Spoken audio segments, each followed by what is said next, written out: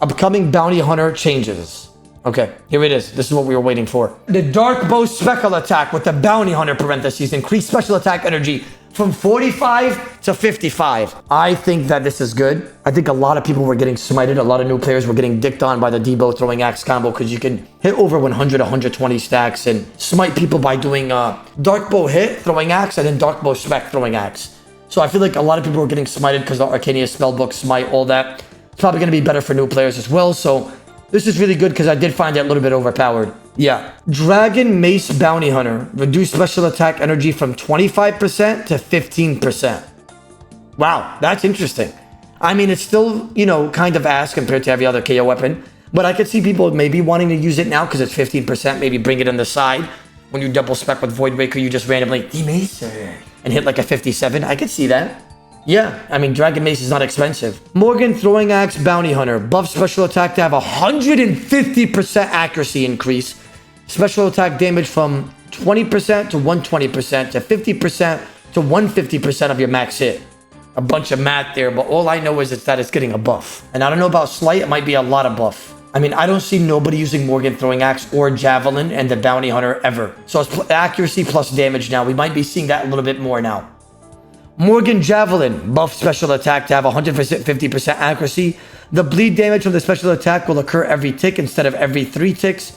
The bleed damage from the special attack will be 75% of the initial damage. Wow. That is really fucking good. I'm not gonna lie. 75% of a 40 will hit every single tick. So 10 a tick. Yeah, so 40, 10, 10, 10. Yeah, that's kind of crazy. The Statius Warhammer Bounty Hunter. Successful special attack hit will reduce the opponent's defense by 75%, up from 30%. This is going to be good for, I guess, people that use dragon knives, right? And then just random, the one attack peers. But, like, they don't fight against a lot of defensors, and even if they do, you can restore pot your defense. So it's not really a crazy-ass change, in my opinion. It's not like this could be used in PvM, right? Zuriel Staff Bounty Hunter. Reduce attack requirement from 75 to 30. Wow. That is very fucking interesting to me. Because I see a lot of fucking builds on my last Bounty Hunter Hardcore that had 78 attack, Fire Surge, and then they would fucking Fire Surge, Dragon Throwing Axe. And the only reason why they got 78 attack is for the Zuriel Staff. So now, I think they'll be even way lower combat and have 30 attack if they, like, you know, make another account. With full Zuriels as well, which is kind of fucking broken. Wow. Wow, Zuriel Staff turning from 75 to 30 attack? Really? That's interesting. Yeah, that's really interesting. I don't know why 30 attack requirement for Zuriel Staff, but I'm intrigued to see what kind of account builds people are going to make with this, with the Fire Surge now. I feel like the Morrigan accounts and the Statius accounts and all that were destroying the brackets. And I think you guys could all type admin on that. No? It was all about whoever got Morrigan accounts or Statius or Vesta. So, I mean, I think this is good. I like that, by the way. I like that. You know, if you want high DPS, you're at risk of, you know, lower defense. And I think that's very fair. So, all you Statius, Vesta, all Morrigan got nerf defense bonuses, basically. While we're talking about unlocks, we've also got some charge cost changes that should be more accurately reflect the strength and popularity of certain gear. This should open up new options for players who are quite ready to risk a whopping 50 mil GP.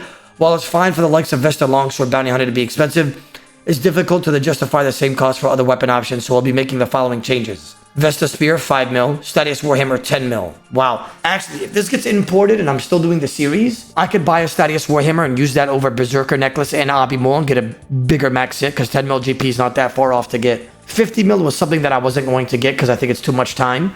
But 10 mil is very doable. I don't know how I feel about Statius Warhammer being only 10 mil to power up. I think it's a pretty strong weapon in lower brackets. But I don't know. I mean, I don't know. So now we also make less money in Bounty Hunter. I mean, if you smite somebody with Statius Warhammer, yes, you're going to make less money. If you kill somebody with this, I think it stays the same. But for weapons-wise, yes, you make less money. I think it makes sense, though. I see where they're coming from. Pures are supposed to risk less for entry-level guys. That makes sense, honestly. I like that. Yeah, I agree. System and other changes. The first of these changes to prevent players from bringing Phoenix Necklace into the craters. The trusty Phoenix Necklace is fantastic to stave off death in multi-combat PvP, but can lead to some anti-fun play patterns in 1v1 honor PvP that occurs in Bounty Hunter. Used correctly, they're able to make players in lower brackets especially effectively immortal if your opponent doesn't have an extremely high hitting weapon and a dash of bonkers RNG. We believe fights would be more enjoyable without these around, so we're throwing them out. Wow. Really good update. Bad update for me because I still didn't get the 100 kills on my account yet. So, I mean, I like this a lot, right? It's going to be really good for Bounty Hunter.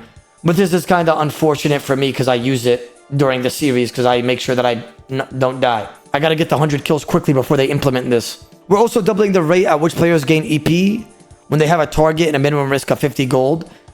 This might change if the number of people inside the crater start to pick up. But this change serves as a boost for players in brackets who don't spend the whole time fighting their targets. You'll need to look out for rogue combat if you want fairer matches. If you have a target, you'll gain 2% EP per minute from 1%. This would drastically increase your reward output, and we have high confidence in the anti-griefing systems. Remember, we have 0 tolerance for boosting in Bounty Hunter, and role breakers could find themselves slapped with an account banned. And then there's a different type of skull with the amount of money that you risk, and it says we've saved the most radical change for the last supply crates.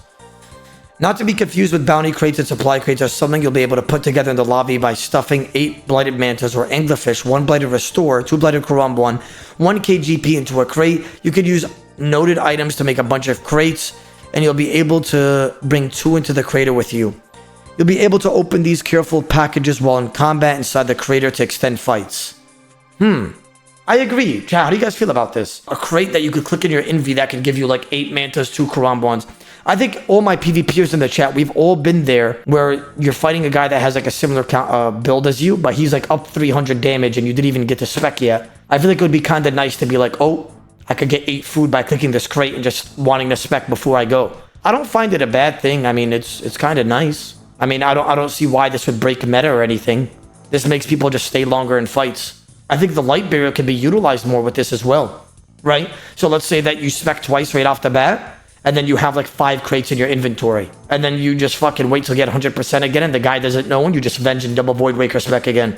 2 crates max, they said. Still, that's a lot of food. I mean, they gave the example of 8 blighted mantas or anglerfish, 1 blighted restore, and 2 karambwans. That's a lot of fucking food.